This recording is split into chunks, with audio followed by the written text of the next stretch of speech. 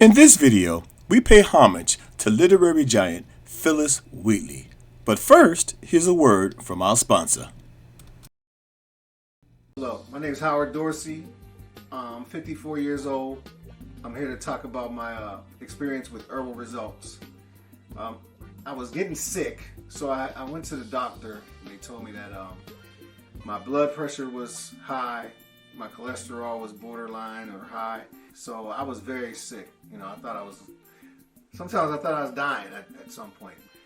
And I ordered a bottle of olive leaf extract. This is how the bottle comes in. And within the first probably week and a half, 2 weeks, I checked my blood pressure and it was back down to normal. It was like 120/80. My cholesterol went down to 125. I definitely believe that olive leaf extract from Herbal Results saved my life. And that's real. I recommend it to everyone in my family, my friends, and we've seen a lot of results in that manner as well. Shop now at shop.herbalresults.net and check the description for the discount code.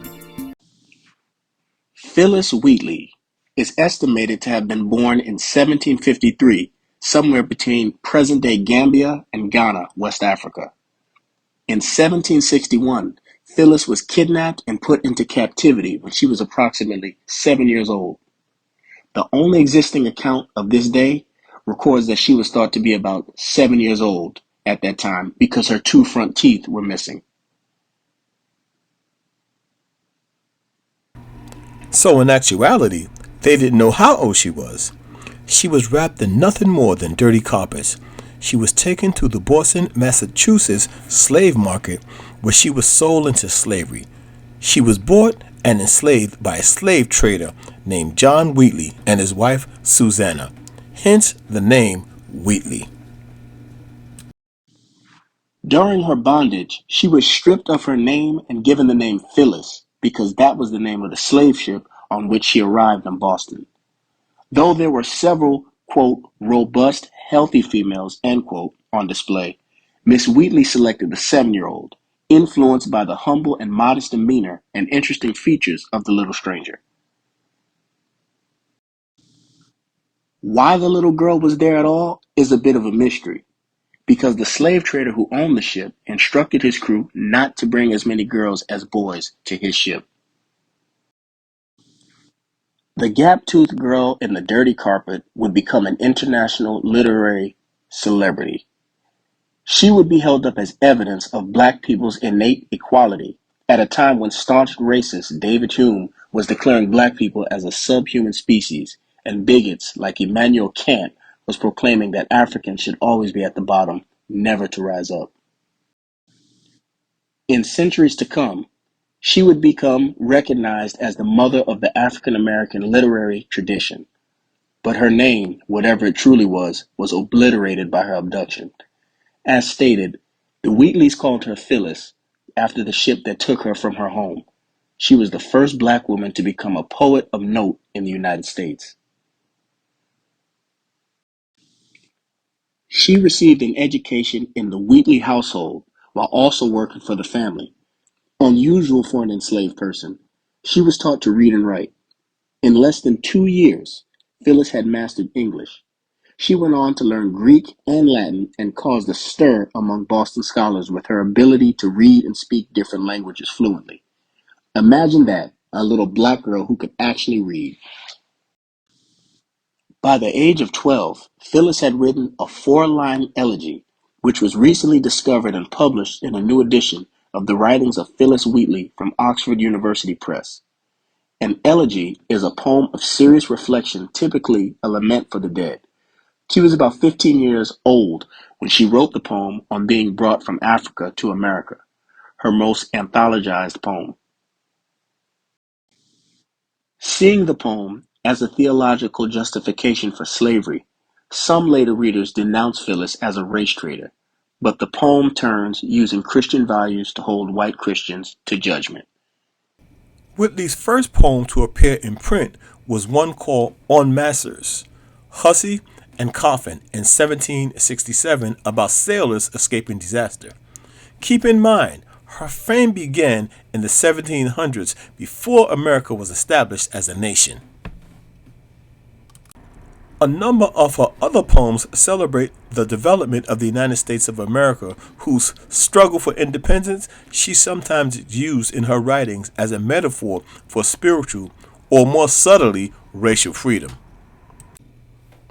Though Wheatly generally avoided making the topic of slavery explicit in her poetry, her identity as an enslaved woman was always present, even if her experience of slavery may have been atypical. The poem for which she is best known today, On Being Brought from Africa to America, written in 1768, directly addresses slavery within the framework of Christianity.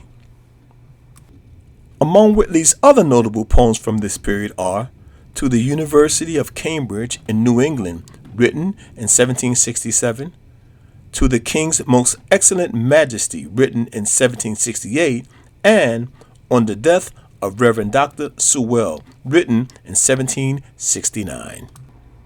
Wheatly traveled to London in May 1773 with the son of her enslaver. Her first book, Poems on Various Subjects, Religious and Morale, in which many of her poems were first printed, was published there in 1773. Wheatly's literary talent and personal qualities contributed to her great success in London. The fact that she accomplished these great literary feats while enslaved drew particular attention in the wake of a legal decision secured by Granville Sharp in 1772 that found slavery to be contrary to English law and thus, in theory, freed any enslaved people who arrived in England.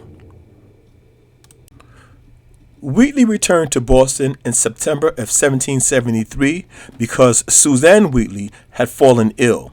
Phyliss Wheatly was freed the following month.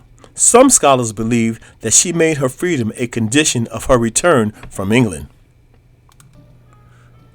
Wheatly is also known to have been a supporter of the American Revolution, and she wrote a poem in 1775 to George Washington. In 1778, she married John Peters, a free black man, and used his surname. Though she continued writing, she published few new poems after her marriage. So you see, folks, even in the face of all the atrocities that were done during slavery, black people's patriotism has never wavered. Make no mistake about it. 2 books of Wheatly's writings was issued posthumously, Memoirs and Poems of Phyliss Wheatly, in 1834. This fascinating woman of the 1700s rose from slavery to become a world-renowned poet. She was the forerunner to people like Nikki Giovanni and the great Maya Angelo, as well as the outstanding Amanda Gorman. All of these ladies and more owe a debt of gratitude to Phyliss Wheatly. And folks, it's hard for us to realize and for us to really imagine, but just think about that. She was taken from her family at 7 years old, given a new language, a new name, a whole new culture, and she still was able to thrive. And although we know that her true name was stolen from her when she was kidnapped from Africa, the name that was given her when she arrived on these shores is one that we all should remember, Miss Phyliss Wheatly. We pay homage to this great literary giant. The Black Excellence and Abundance Channel, where Black history is every day. Thanks for watching. Please like, comment, share, and subscribe. And remember, thou art rich.